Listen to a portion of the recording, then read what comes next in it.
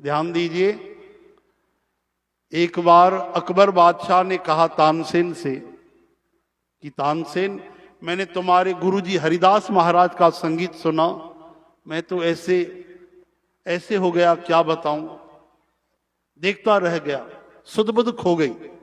मैं तो समझता था सारे धरती पे तुम ही सबसे बड़े संगीतकार हो, गायक हो, ऐसा क्यों? तुम में वो बात क्यों नहीं? आखिर वो तुम्हारे गुरुजी हैं, स्वामी हरिदास महाराज।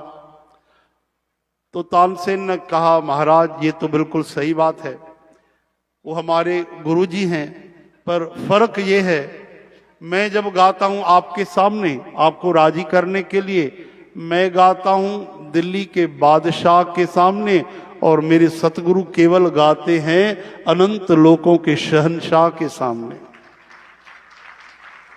ये भाव है, मैं आपको राजी करना चाहता हूं और मेरे सतगुरु श्याम सुंदर भगवान राधा रानी को राजी करना चाहते हैं, यही फर्क। हरे राम हरे कृष्ण। देखो भाई, वैसे तो गुरबाणी कहती है, कोई गावे रागी नादी बेदी बहु भांति कर, नहीं हर हर भीजे राम राजे।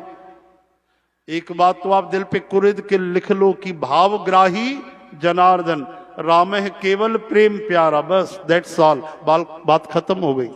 लेकिन संगीत तो भगवान का रूप है, उसी संगीत में अगर भगवान के भजन, भगवान का कीर्तन, प्रभु की गुरबाणी भाव सहित गाई जाए, वाह वाह, तो तुरंत भक्ति की प्राप्ति होती है।